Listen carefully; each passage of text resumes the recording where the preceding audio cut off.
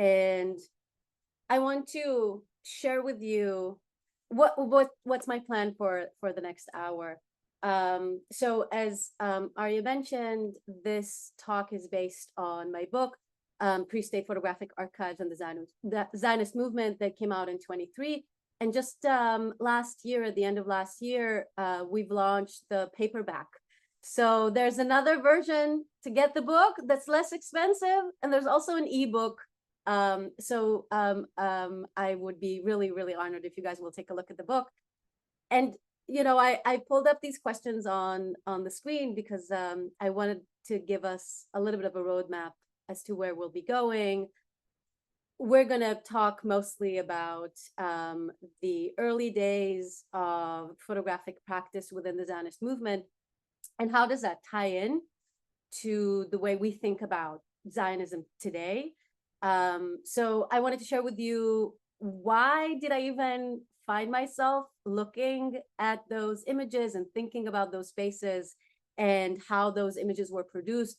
I'll also try and make a case as to why should you care about it. And we can argue about that later on if you would like to. I want to make a case as to why those images are important. And more broadly, part of what I was interested in is how did this archive that we're going to be talking about impact people and institutions. So I'll talk a little bit about why did I even set out on this research and how transformative it was for me. And I still feel that I'm learning things because of this research and the ways in which these images continue on traveling in the world. And we'll talk also a little bit about what is the Jewish National Fund, which is the main organization that we'll talk about, how you know it and how we know it in Israel and how it started out, because I think you'll see that there are some differences. And I wanted to have a question for you that will I want to let it float in the back of your mind. I want you to think as we go along about what image or photograph specifically defines for you the place that you come from. We'll talk a little bit more about that. Think about it. What is the image that defines for you the place that you come from? And another question that I think we should answer is, what is an archive? And just to say something about, I'll share a little bit about my experience, and Arya also talked about my bio, so I'm not going to get into too many details, but I just wanted you to get a sense of how I got to this work. And part of the reason why I got to this work, this research, is because of my larger practice as a curator and a writer and an arts administrator. So the same year that the book came out, I also edited and contributed to the artist book Itinerarium by Shai Zilberman. You can see it at the top here. And Shai's work is collage based, and it uses materials that come from early books that were produced in Israel. I'm really interested in visual culture and how earlier visual culture impacts the way we look at the world today. I also think about those issues in exhibitions that I curate. I'm showing you at the bottom here. I hope that you can see my cursor as I'm moving it. At the bottom right here, I'm showing you an image from an exhibition I curated at the Brand Library and Art Center in Glendale that presented solo projects by 13 women that are looking at how photography and memory intersect. I write about those issues for magazines and exhibition catalogs. And I just wanted you to also see an image of the space at LACP. I know you guys come from all over the country and all over the world, but if any of you are in LA, I'll be more than happy to see you at LACP. We actually have an opening coming up on August 7th. And then just one more thing is that I'm still processing those ideas and issues in my Substack called Bite Size. And you can also follow me there to get regular posts. So let's say something about the archive. I always like this meme as a way to think about the relationship between archives as concrete places and archives as they're talked about in scholarship and research. So without getting too deep into the realm of archive studies, I will note that for me, what was interesting in looking at archives that produce photographs and preserve photographs is that it is a space that shapes a collective memory or a narrative or a way to look at a landscape and its inhabitants. They offer a way to think about social hierarchies and status. And archives, in a way, are always doomed to fail. They try to create an outline, a narrative, but they can never fully predict what will happen to the materials that they hold. So as systems, they can tell us interesting stories about the documents, the images, the objects that they hold, but they also tell us something really interesting about how themselves as a system were created and what does it mean for us. So that's just just a tidbit of why was I even thinking about photographic archives when I started this work.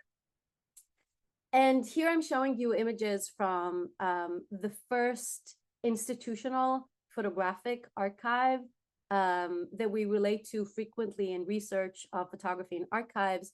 These are images from the Paris Police Photo Archive. At the end of the 19th century, this guy, Alphonse Bertillon, created a method to measure people that get detained and photograph them and preserve statistics, data about them.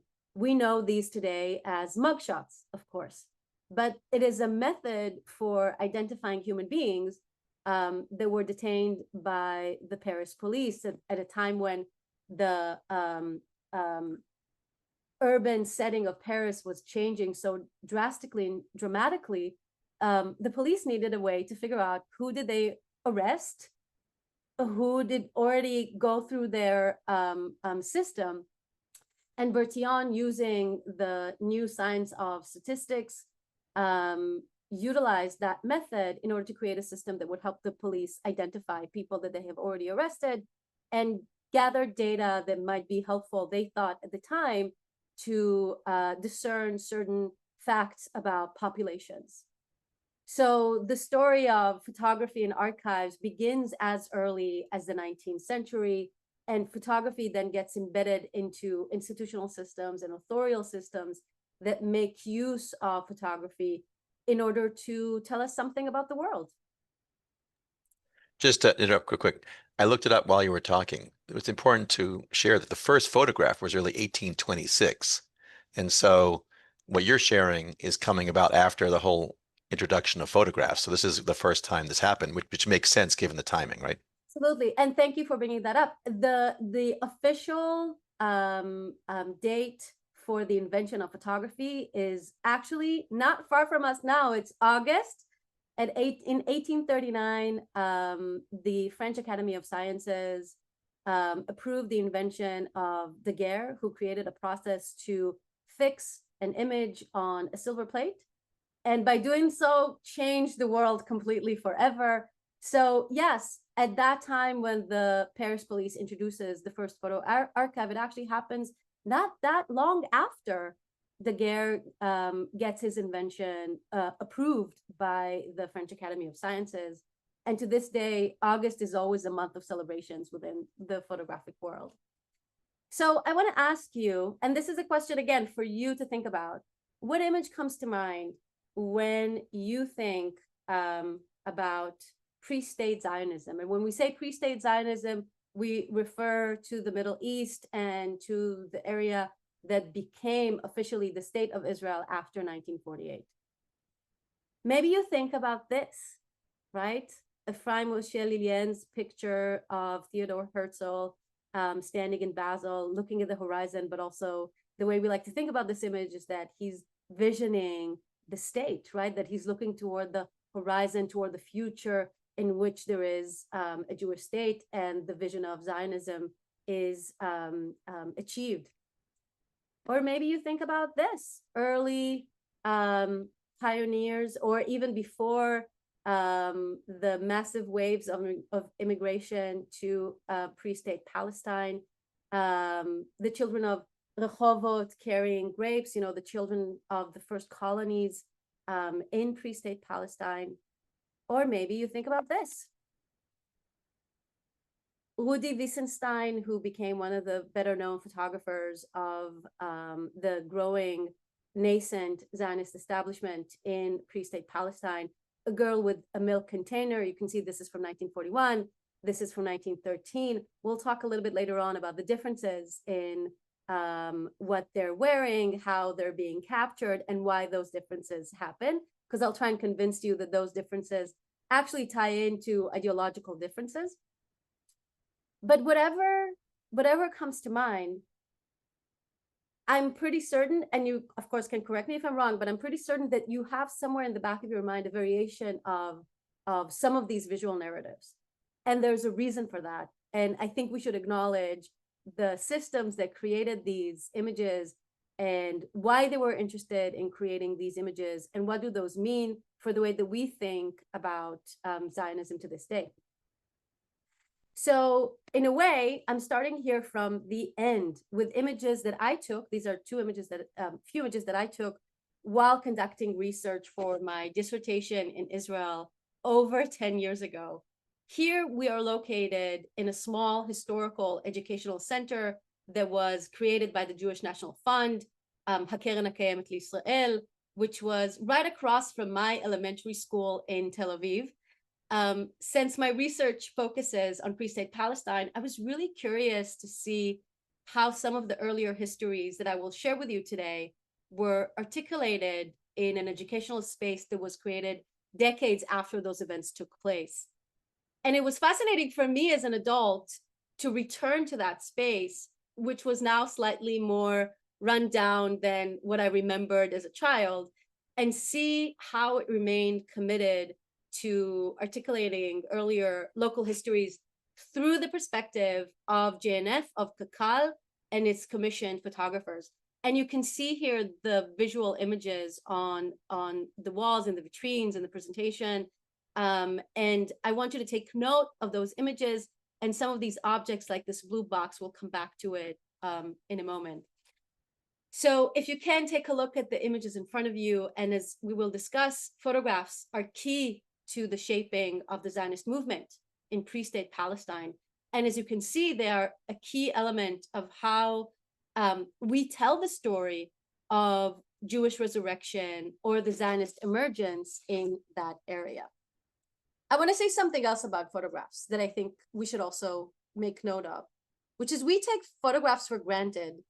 And precisely because of that, I think it's crucial to see how they shape how we as individuals see the world, ourselves, and one another, and how some of the earlier histories of these objects can tell us something about how our collective and individual identities were shaped, our mythologies, our stories, our beliefs, and some very concrete experiences as well.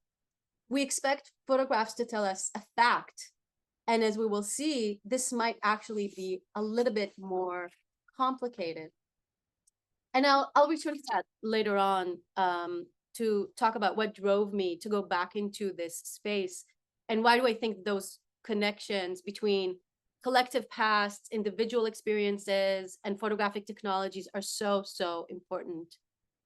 My research then moved on to see how did the JNF as a political movement try to articulate an image of a land, an image of a body, and the image of their relationship. And I also wanted to look directly into those images, not to see them as, I'll call it transparent objects, not to see them as something that is supposed to tell us a story about what happened in front of the camera, but as objects that have their own histories, their own conditions of production, their own conditions of storage and distribution. And you might be familiar with these objects as well, which are not separate from and are in fact connected to the photographic images. So these are the blue boxes, which I have a feeling that everybody here on the call are familiar with, right? We've all, at least once in our lives, put a small dime in them. We've done it in Israel too, like in all of our classrooms in school. In elementary school, there was always a blue box, right? So we're all familiar with it, and it's one of the most important fundraising tool that the JNF had developed early in the 20th century. So by looking at the systems that produced these objects, what I wanted to do is actually to generate power in that system and examine its long-standing effects, how it connected emotionally, socially, and politically diasporic Jews to an emergent nation, how it connected them in new ways to themselves, and what were some of the conflicts that then followed. So let's talk about the photographic archive of the Jewish National Fund. In order to enter the photographic archive of Keren Kayemet L'Israel, one needs to go through the archivist's office. I want to take you there with me. It's a very modest space animated by the ongoing production of photographs and captions and the preservation efforts of historical archival materials. It's a space that continues to produce itself as it preserves itself, and it is housed in an office building that you're seeing right here, located a short driving distance from the JNF's headquarters and the Central Zionist Archives in Jerusalem, forming from a bird's eye view a landscape that's defined by archival activity.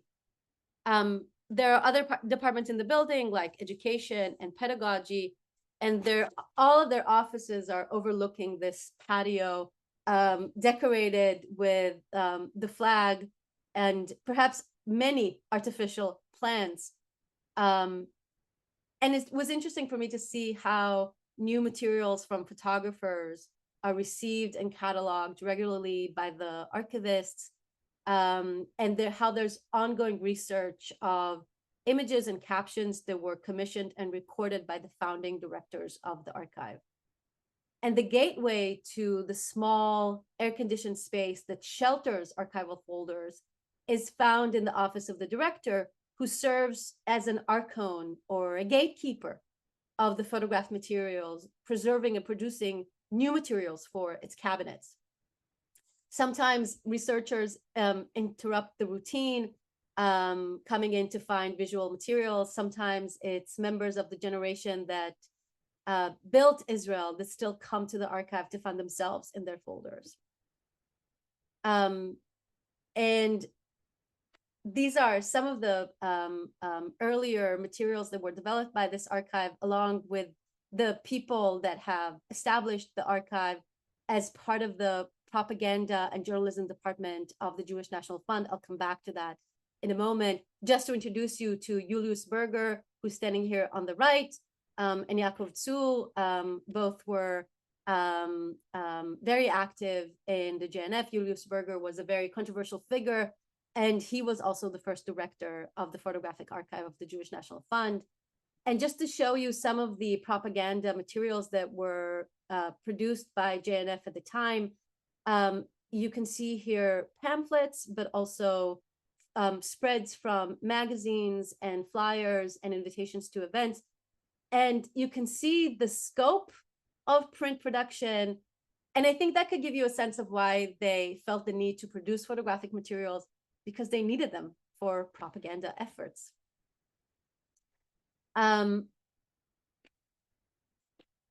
Let's talk a little bit more about the people behind the archive and why was it even set up. The archive was created in the 1920s, and it was instituted in Jerusalem when the Jewish National Fund moved its operations from The Hague to Jerusalem. Up until that point, the movement was producing photographic materials by either sending photographers to pre-state Palestine or having photographers on the ground. But once the operations moved to Palestine, it was clear that the archivists need to have more and more materials produced, and that they need to set up a system around it, which is how the archive was founded in 1924 by the JNF movement. And here I'm showing you an image of Nathan Bistritsky Agmon, a really well-known dramaturg in early Zionist production, and also the most important director of the JNF archive following the reign of Julius Berger. But I really wanted to talk to you about this shelf, which is, I know, kind of funny that I wanted to talk to you about a shelf, but I do, because it's really, really important to this research and how we think about archival production and the early Zionist visual culture. And I included a translation here of what these folders and binders say. And the main word for me when I came across this shelf when I was visiting the archive is this word. If you read Hebrew, this says tipusim. If you don't read Hebrew, this means types. And that really caught my attention. What do you mean, types? And I spoke to that. I asked the archivist at the time. She retired since I was there at the archive, but I asked her about this shelf and what does it mean. So she shared with me that the early directors of the archive, when they would receive photographs and they would come across different portraits that were either significant for them or they weren't really sure what to do with them, they put them in those folders. And to me, that was really interesting because what they've done effectively was to create a typography of the human landscapes of the growing Yishuv, and they were categorizing them as such, as part of that landscape. I want to show you what I found inside those folders. This is a file card that is included in those folders. And what was really, really striking to me is that the archivist, and I really, really appreciated that, the archivist had tried to maintain the original captions and appearance of the file cards as they were created and produced by the early photographers of the JNF in the 1920s and 1930s. So I included a translation here so you could see what this says. And I want you to look not just at the photographs, but also their context. What's different when we see a photograph, what it is in an album or in a shoebox or in an archival file card? How does that change how we read and understand the photograph? And I will suggest to you that those frameworks try, so to speak, to hold the picture into place, to anchor its meaning, to inform how we should read it, like a family memory or as a participant in articulating the shared language of a nation, which is what these file cards try to do. So there are these black and white photographs that are attached to light blue cardboards that reveal a profile of either an aging comrade like we've just seen, or this image of the young members of Hanoar Oved Valomed working and studying youth movement, huddled in a group, expectantly looking beyond the frame and beyond what we can see. And according to the former director of the archive, Nina Livni, this category includes portraits found in various negatives. So this was this shelf of an accumulated residue amassed by archivists who identified, defined, distinguished, and perpetuated a catalog of the human environment of pre-state Palestine. And that's part of what was so interesting about this for me as a scholar.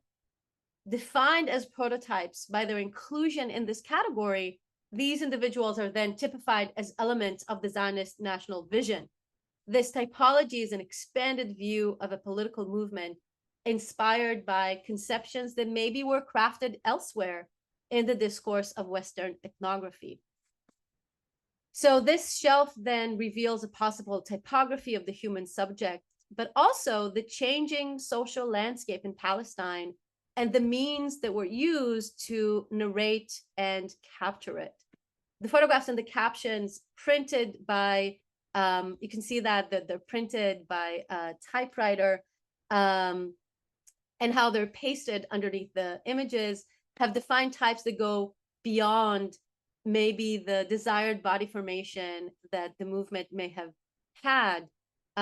So between the folder tabs, I found this exciting way to generate power, and this archival system reveal how it was shaped, how it shaped the visual language that conceived the Zionist Jewish men. You see them as powerful, energetic, young, dynamic, healthy. They're seen as pioneer conquerors, and they are always seen in close contact with the land that they work.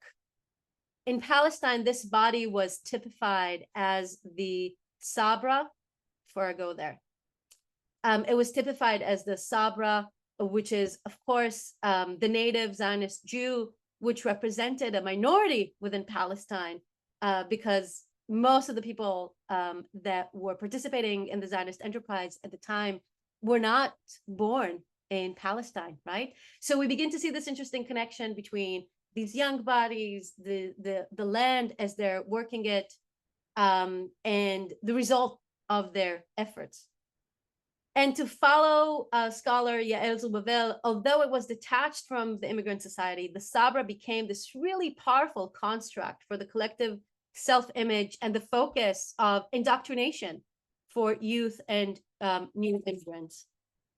And in this case, I want to show you another important distinction that I think we need to make. And I know these images, sometimes they're hard to look at, so I promise I won't spend too much time with them.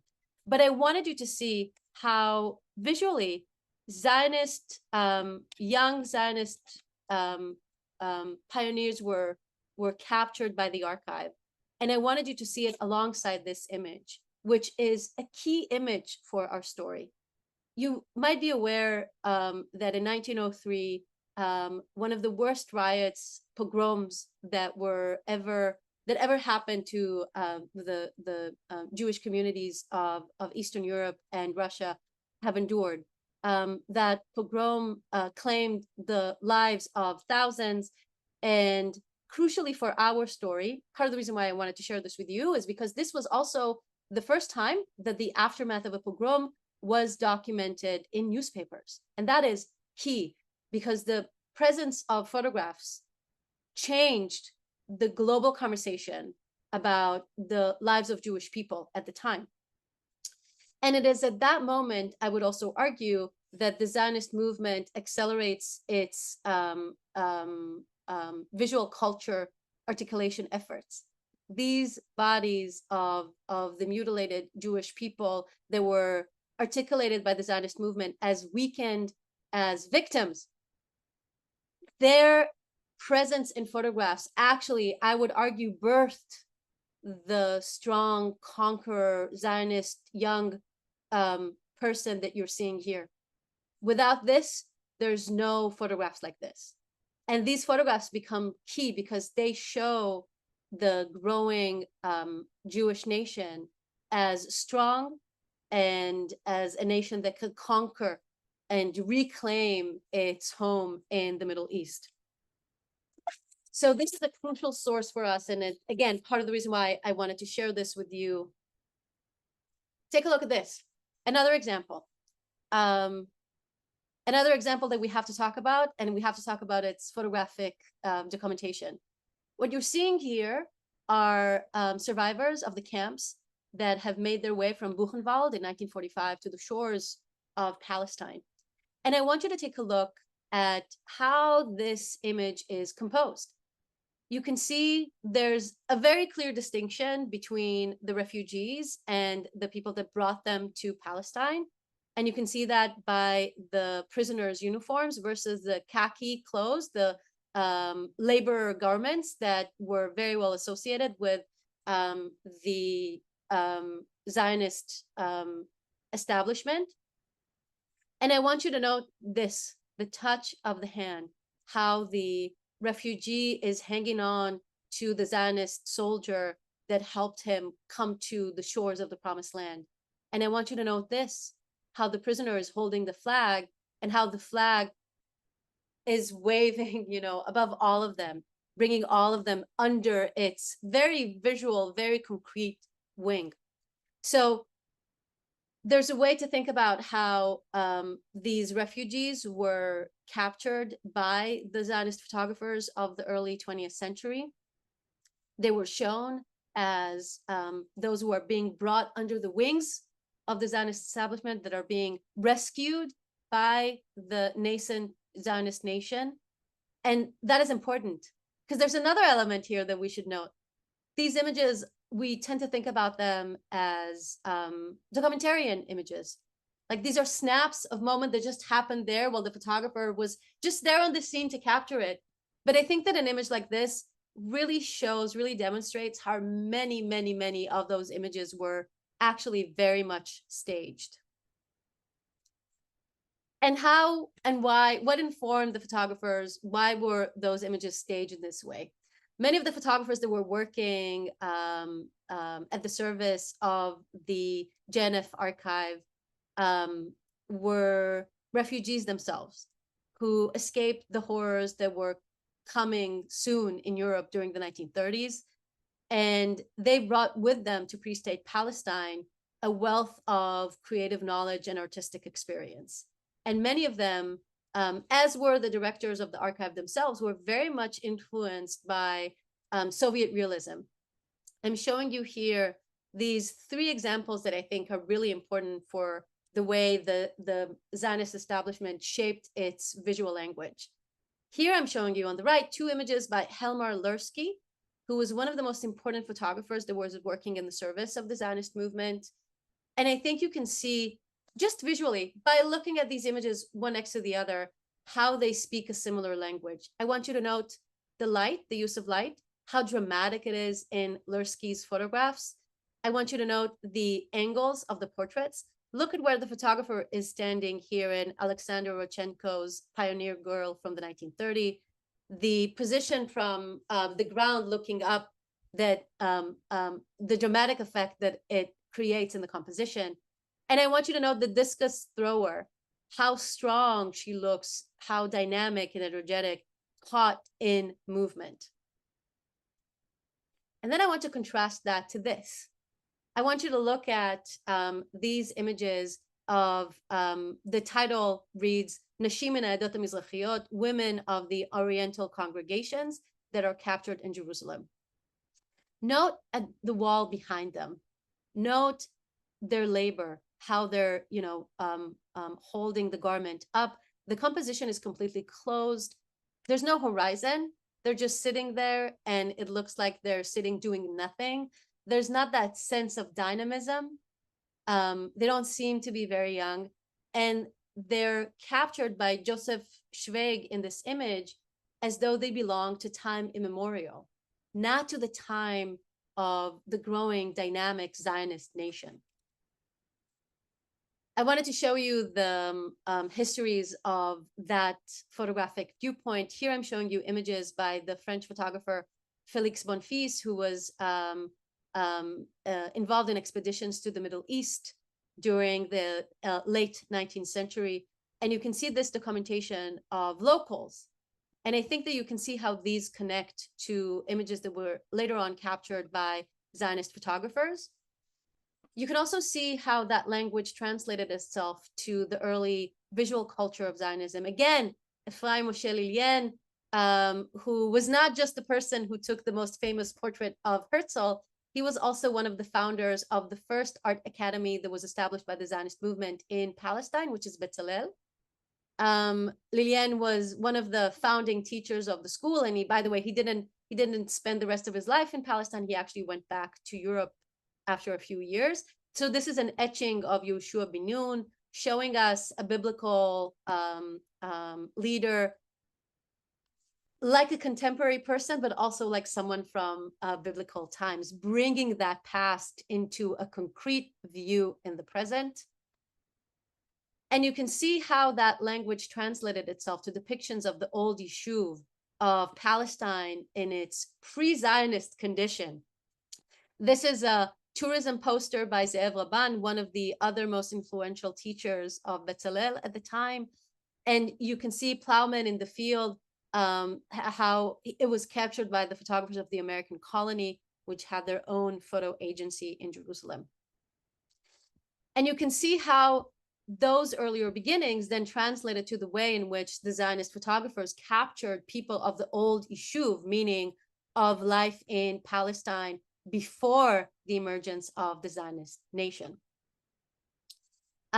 These are students that are enrolling to the carpet weaving department in Betzalel.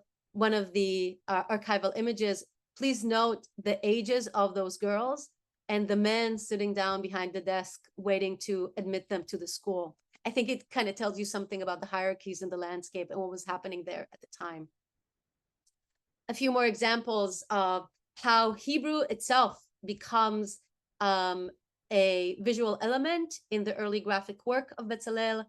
And I want you to note also the differences between the farmer working toward the horizon, working the land, and therefore redeeming itself from its diasporic state where it is locked under barbed wire, and how this spirit with the Star of David showing him the way toward resurrection. Now look at these men.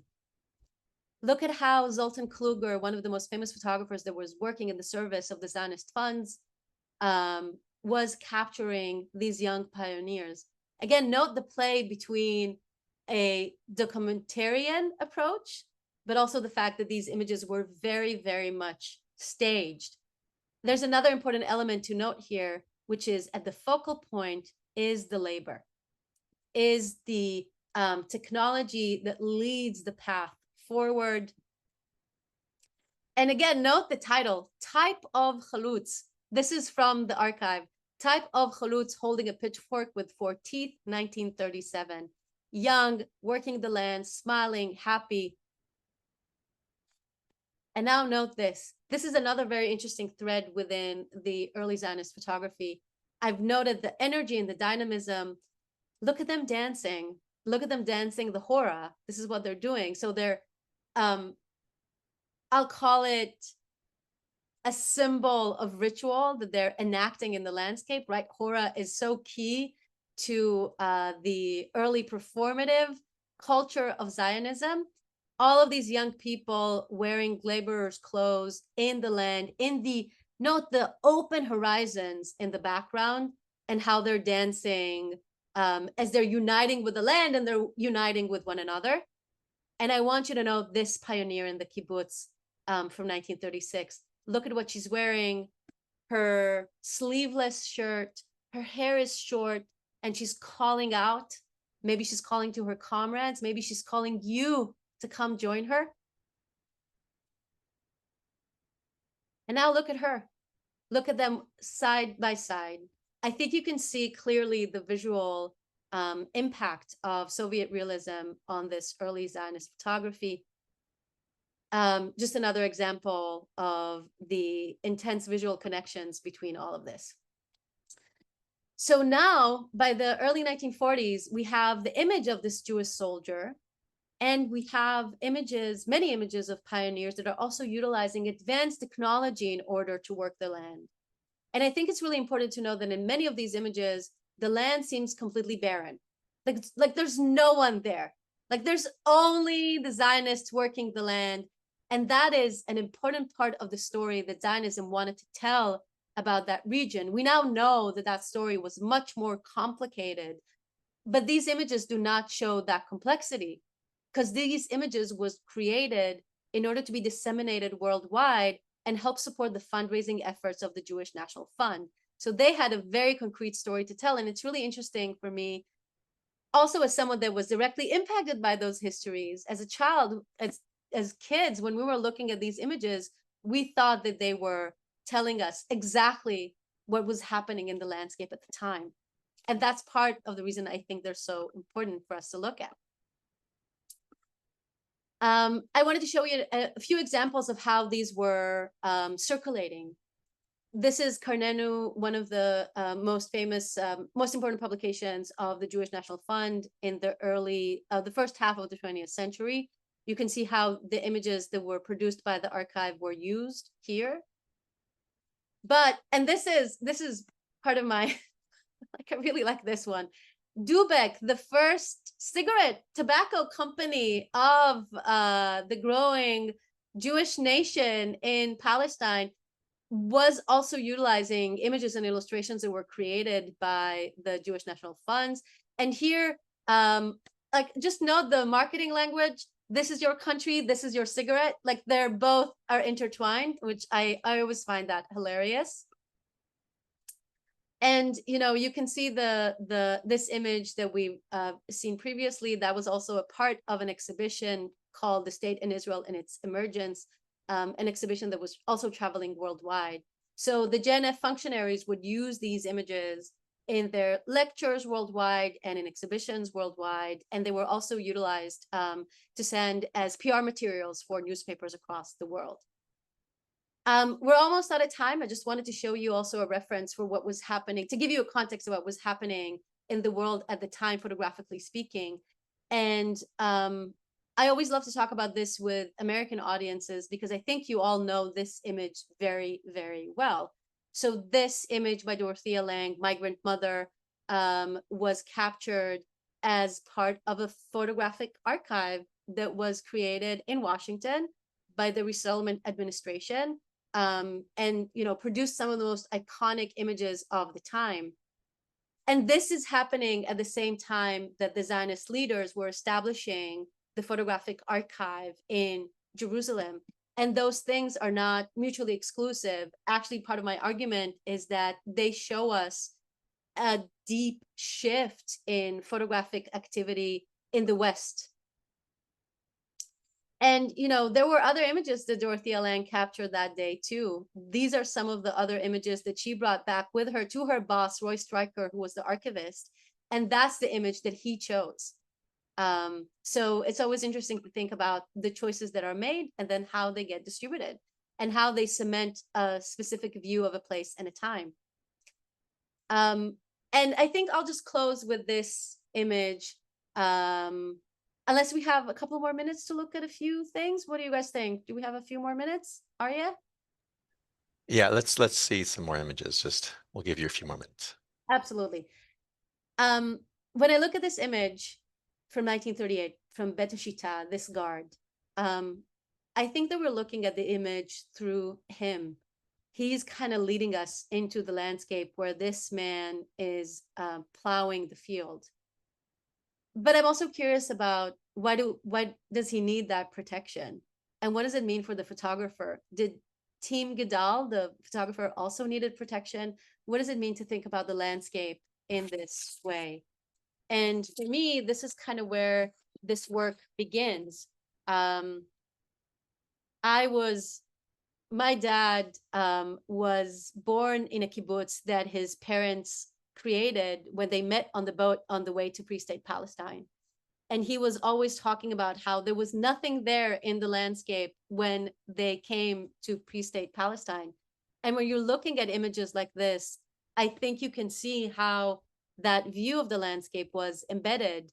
When we're looking at images like this, Maoz Chaim carrying a wounded man, you want to ask a question about their safety and security. Why were those young people there? Why is there a wounded man being carried? What is happening in that scene?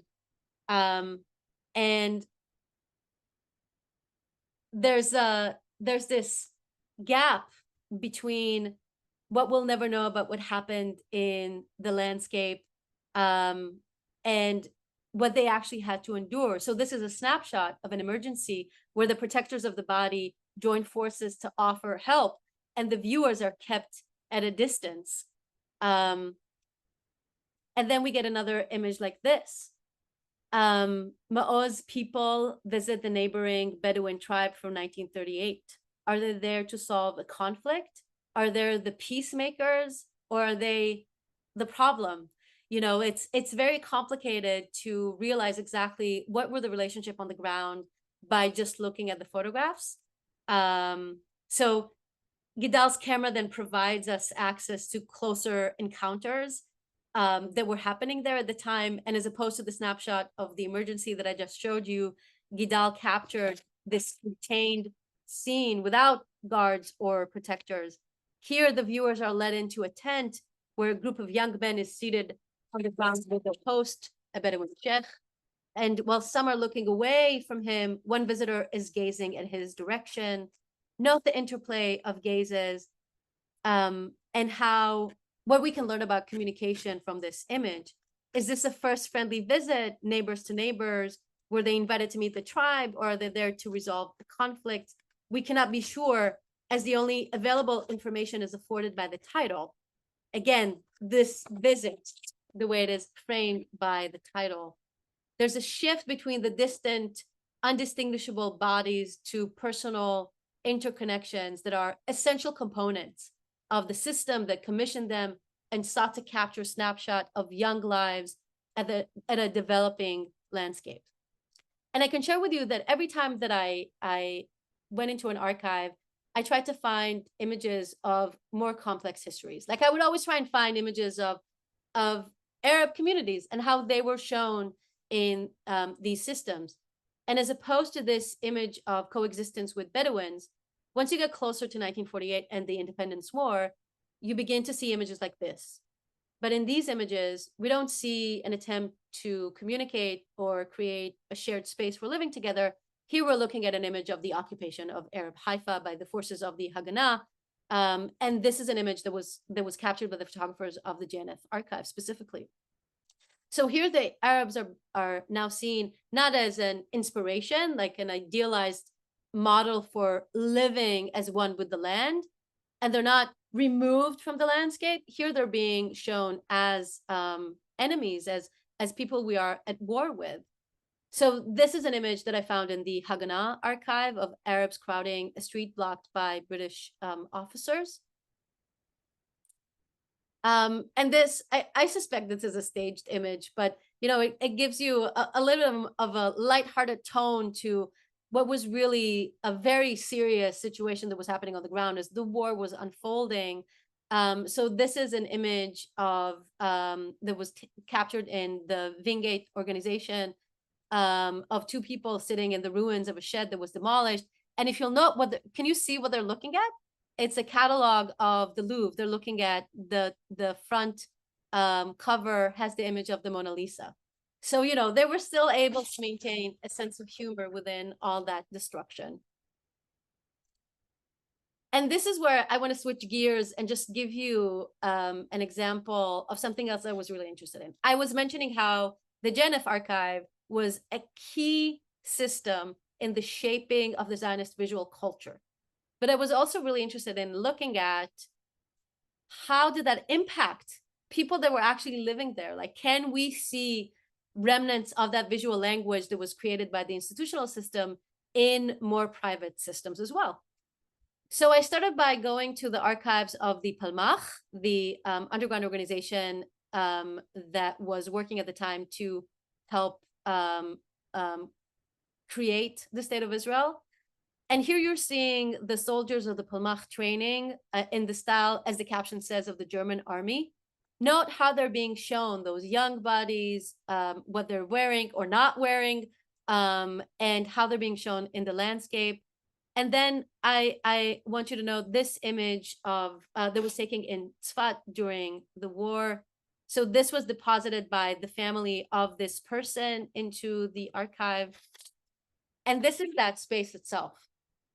This is the Palmach Historical Museum and Archive. And why am I showing you this image? Because I wanted you to see this. This is how the soldiers themselves, the soldiers of 1948 themselves, were remembering their histories. When you go to the Palmach archive, you go into this room with these heavy binders on the tables. And each binder contains the photographs that were captured by the soldiers that were participating in that specific brigade during 1948 and 1949. And the archivist shared with me how they were all arguing, like how difficult it was for each brigade to create its own binder because they couldn't stop arguing about the photographs, which I found to be very accurate. So look at how these people documented themselves. These are, you know, images from personal archives.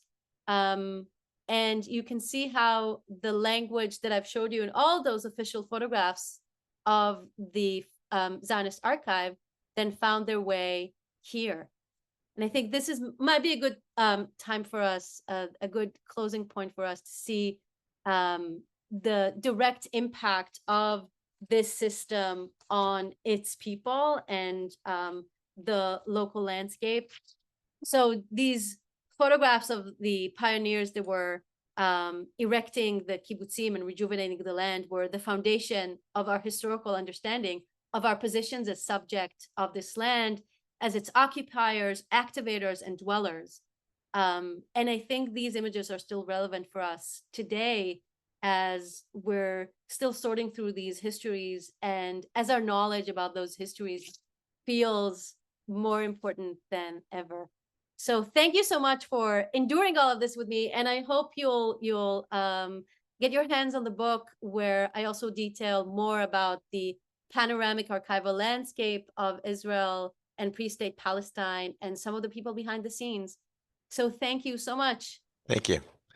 That was terrific. We have time for a few quick questions. People have already sent me some, so let's Great. jump in.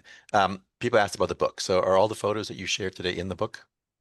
Most of them, yes. So that was number one. And Number many two, more. yeah, There's like 80 photographs in the book. okay.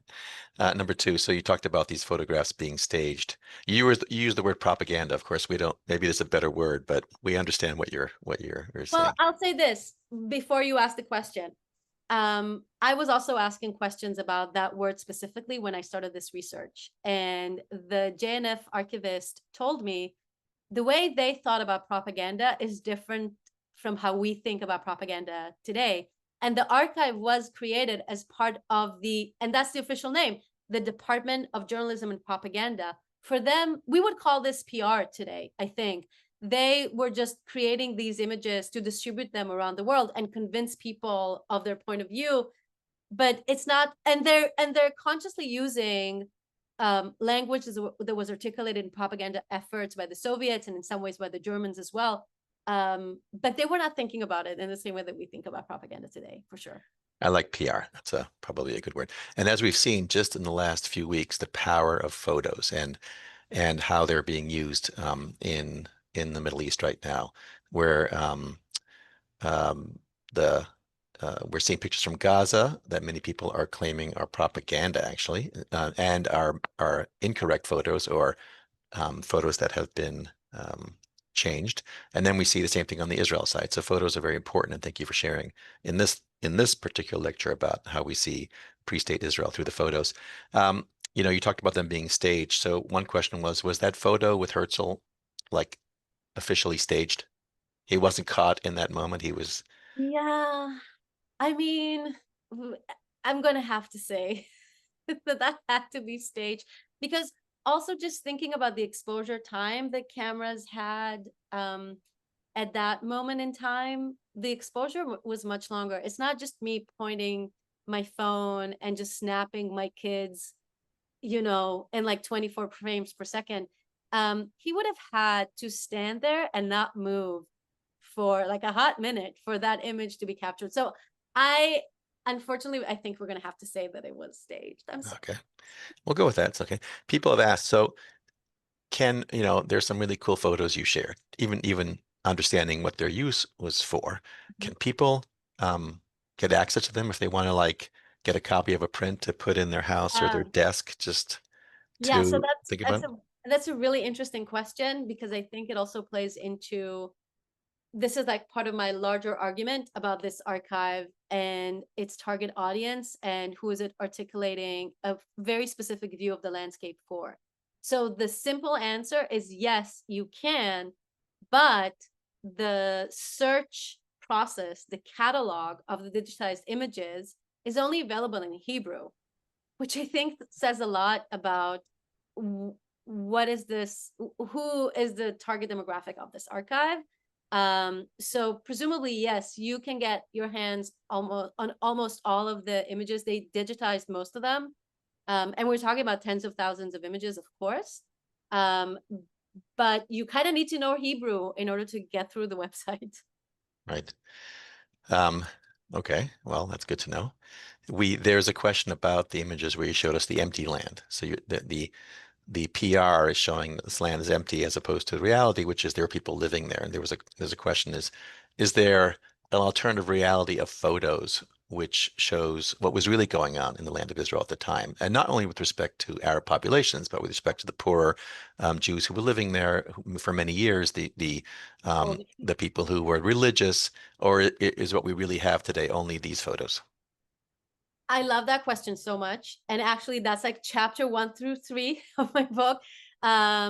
yes, there's this area of the world, as soon as photography is declared as an invention, we see the presence of cameras in Jerusalem specifically. But even before official cameras, there were already there's documentation of soldiers and statesmen who found themselves in the Middle East with different visual contraptions to document the landscape. So there are alternative narratives, and they exist today in various archives. The photographic archive of the American colony, a lot of it is available through the Library of Congress, and they're a very interesting agency in that respect. Because they were Christians, they were there to wait for the Messiah. And while they're doing that, they were developing financial revenue streams. A photography agency was one of those revenue streams. And because they were Christians, because of their status within Jerusalem, they had access to everybody. And their photographic archive shows a more nuanced, more complicated view of the landscape. So that would be one source that I would highly recommend looking into. There's also a book called Before Their Diaspora that articulates the photographic histories of the Arab communities in the 19th century and early 20th century. So there are resources like that. And that, to me, also emphasizes how much of the visual narratives of the JNF photographic archives also crystallized a very specific view of the land, but by no means the only view of the land and the experience there. Thank you. Thank you for sharing that. We only have time for a few more questions, and if you have your questions, please send them in chat. There was a question about an official Zionist library at 515 Park Avenue, New York City. And they say it was the official American Zionist headquarters. Do you know anything about that and what they may have in archival photos? I am not familiar with them, but I can share with you that I was a research fellow at the Center for Jewish History in New York. If you're looking for archives that are available to the public in New York, I highly recommend looking through the Center for Jewish History because they are a housing organization for 5 different archives and museums. And their collections were instrumental for my research. So I highly recommend looking through that.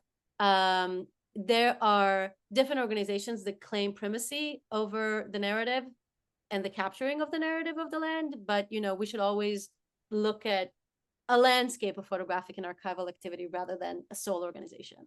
Great, thank you. There's a question which I assume is what you were just talking about before. So we can access these photos that you shared through a Yeah. JNF archive online. It's just that it's in Hebrew. So I'll share the link. Yeah. Wow, terrific. Thank you so much for the program today. If we didn't get to your question, email it to me and I'll email Rotem and we'll try to get you an answer. So I know people have hands up. We just, given the time and the number of people online, we don't usually have people interact directly. You can interact through us. Okay, well, we look forward. Thank you for the program. We look forward to having you back on a different topic that you and I were talking about. People are saying great presentation, getting a lot of positive feedback, and I will share the link to your book. You have a website I saw. We'll share that link.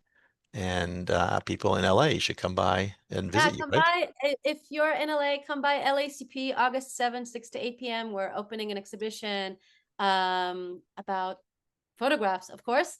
And it'll be great to see you all in person. And thank you so much for your kind words and for being here today and for powering through this with me. Thank you. It's always nice to learn and understand. I mean, this is a great group, right? The people online are people who want to learn. And I think that what you've opened up a door is in general, whether it's photographs about our own history, pre-state Palestine, contemporary, we always have to understand, well, who's the target audience for the photo, right? Whatever photo it may be. Who took the Absolutely. photo? Is it a stage photo? What are they trying to say? It doesn't make it a bad photo. It just makes it a Exactly. more interesting photo, more Yeah. nuanced understanding. And the photos you shared, some are awesome. I'd love to have some on my own desk because it'll remind me of today's program and understanding photography. Thank you so much. Thank you, everybody. Have a great day. Be Bye-bye. safe. Have a great Shabbat. Thank you, Rotem. Bye, everybody.